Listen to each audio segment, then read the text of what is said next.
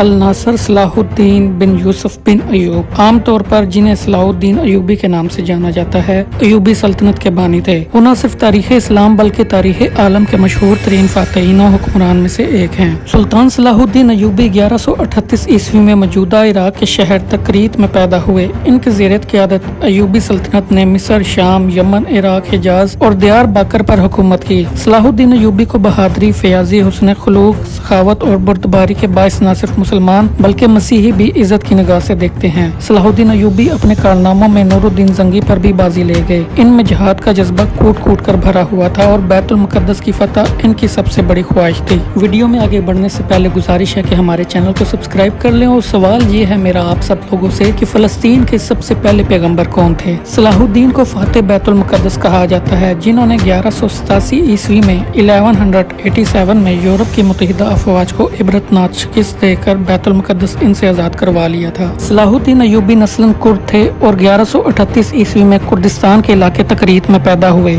शुरू में वो सुल्तान नूरुद्दीन जंगी के यहाँ एक फौजी अफसर थे। मिस्र को फतह करने वाली फौज में सलाहुद्दीन अयूबी भी मौजूद थे। मिस्र फतह हो जाने के बाद सलाहुद्दीन को 564 हिजरी में मिस्र का हाकिम मुकर्रर कर दिया गया। इसी जमाने में 569 हिजरी में उन्होंने यमन भी फतह कर लिया। नूरुद्दीन जंगी के इंतकाल के बाद सलाहुद्दीन हुक्मरानी पर फायज हुए। क्या आप जानते हैं कि सलाहुद्दीन का जाती नाम यूसुफ था? 1186 ईस्वी में मसीहों के एक ऐसे ही हमले में रेनाल्ड ने ये जिसारत की कि बहुत से दीगर मसीही अमरा के साथ मदीना मुनव्वरा पर हमला की गर्ज से हिजाज मुकद्दस पर हमलावर हो। सलाहुद्दीन अयूबी ने इनकी सरगर्मियों की रोकथाम के लिए इकदाम किए और फौरन रेनाल्ड का ताकुब करते हुए हुतैन में इसे जा लिया। सुल्तान ने यही दुश्मन के लश्कर पर एक ऐसा आतिशगीर मादा डलवाया जिससे जमीन पर आग भड़क उठी। चुनाचे इस आतिशी माहौल में 1187 ईस्वी को हुतैन के मुकाम पर तारीख की खौफनाक तरीन जंग का आगाज हुआ। इस जंग के नतीजे में 30,000 मसीही हलाक हुए और इतने ही कैदी बना लिए गए। रेनाल्ड गिरफ्तार हुआ और सुल्तान ने अपने हाथ से इसका सर कलम किया। दरअसल रेनाल्ड हजरत मोहम्मद सल्लल्लाहु अलैहि वसल्लम की शान में बरमला तौर पर गुस्ताखी किया करता था और सुल्तान सलाहुद्दीन अयूबी ने इसे अपने हाथों से मारने की कसम खाई थी। यही वजह है कि इसके इत्तेहादी बादशाह के साथ वही सलूक किया जैसा एक बादशाह दूसरे बादशाह के साथ करता है। लेकिन रेनाल्ड के जराइम बहुत संगीन थे। इस जंग के बाद इस्लामी अफवाज मसीही इलाकों पर छा गई। फतह बैतुल मुकद्दस। हुतैन की फतह के बाद सलाहुद्दीन ने बैतुल मुकद्दस की तरफ रुख किया। एक हफ्ता की खून रेज जंग के बाद मसीहियों ने हथियार डाल दिए और रहम की दरख्वास्त की। बैतुल मुकद्दस पूरे 88 साल बाद दोबारा मुसलमानों के कब्जा में आया और तमाम फलस्तीन से मसीही हुकूमत का खात्मा हो गया। बैतुल मुकद्दस की फतह सलाहुद्दीन अयूबी का अजीमुल शान कारनामा था। इसने मस्जिद अक्सा में दाखिल होकर नूरुद्दीन जंगी का तैयार करदा मिंबर अपने हाथ से मस्जिद में रखा। इस तरह नूरुद्दीन जंगी की ख्वाहिश इसके हाथों पूरी हुई। सलाहुद्दीन अयूबी वो पहले हुक्मरान थे जो दो मुकद्दस मसाजिद के निगबान कहलाए गए थे। सलाहुद्दीन ने बैतुल मुकद्दस में दाखिल होकर वो मजालिम नहीं किए जो इस शहर पर कब्जे के वक्त मसीही अफवाज ने किए थे। सलाहुद्दीन एक मिसाली फातिह की हैसियत से बैतुल मुकद्दस में दाखिल हुआ। इसने ज़र फदिया लेकर हर मसीही को अमान दी और जो गरीब फिदिया नहीं अदा कर सके